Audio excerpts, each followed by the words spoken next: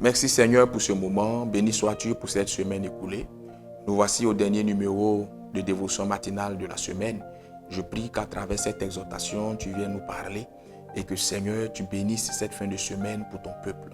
Béni sois-tu parce qu'à travers cet enseignement, tu viendras Seigneur nous instruire. Au nom de Jésus que j'ai prié.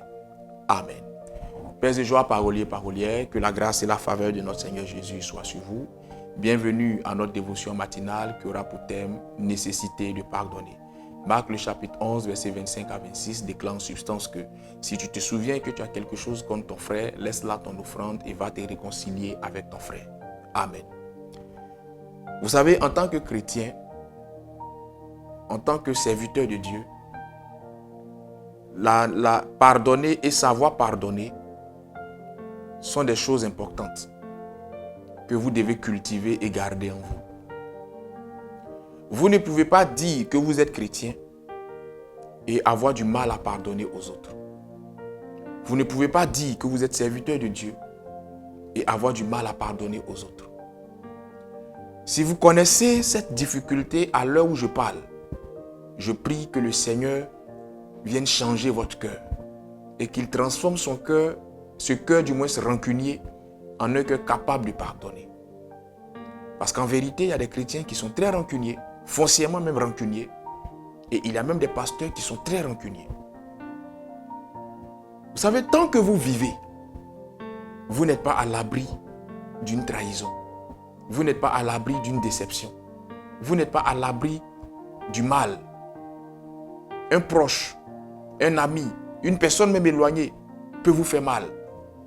Mais tant que vous vivez dans la peau des chrétiens, tant que vous portez l'étiquette d'enfant de Dieu, de serviteur de Dieu ou de fils de Dieu, vous devez comprendre que face à la douleur de cette trahison, face à la douleur de cette déception que quelqu'un a causée en vous, la nécessité de pardonner s'impose à vous.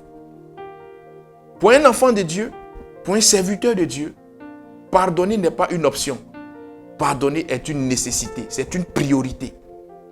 Parce que si vous ne pardonnez pas, vous mettez un obstacle à l'exaucement de certaines prières dans votre vie.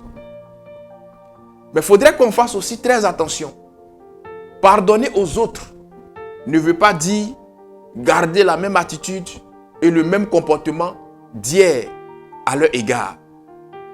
Si vous avez fait confiance à quelqu'un, si hier vous vous êtes ouvert à quelqu'un, au point de lui montrer tous les coins et recoins de vos secrets les mieux gardés. Et cette personne est partie les divulguer. Cela a failli vous coûter la vie.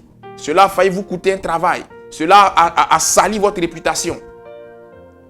Vous pouvez pardonner à cette personne. Vous devez même pardonner à cette personne. Ça, c'est la sagesse qui vous l'enseigne. Mais l'intelligence doit pouvoir vous dire, cessez de lui confier vos secrets. Cessez de lui montrer là où vous cachez vos secrets. Ça, c'est l'intelligence. Parce que souvent, des gens font du chantage émotionnel. Ils font du chantage religieux. Toi, tu es chrétien, tu dis tu m'as pardonné, mais je ne te vois plus chez moi comme avant. Tu dis tu m'as pardonné, mais tu ne me parles plus comme avant. Je ne peux plus te parler comme avant. Même Jésus lui-même, quand Judas Iscariote l'a trahi, là, il a pardonné à Judas, mais il n'a plus repris Judas. Voilà. Pardonner n'est pas forcément reprendre. On peut te pardonner sans te reprendre. Pardonner n'est pas dire qu'on va avoir le même comportement vis-à-vis de toi. On peut te pardonner sans avoir le même comportement vis-à-vis de toi. Pardonner, c'est laisser tomber la chose.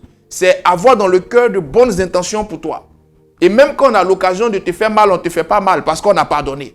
Mais ça ne veut pas dire que hier, tel qu'on te donnait le sourire jusqu'à ce que tu vois la dernière de nos mollets, on va te donner ce même sourire-là. Non, quand on pardonne, on te voit, on te salue comme dans bateau. On te salue comme ça maintenant, on ne te salue plus main à main. C'est très important. Parce que beaucoup d'enfants de Dieu sont allés jusqu'à commettre cette erreur de pardonner à des personnes et de leur ouvrir encore des portes. Et ça a été encore là où ces personnes-là leur ont porté le coup de grâce. Je prie que le Seigneur vous aide à pardonner. mais que le Seigneur, en même temps qu'il vous aide à pardonner, vous donne l'intelligence nécessaire pour avoir l'attitude qu'il faut après avoir pardonné à quelqu'un qui vous a trahi hier.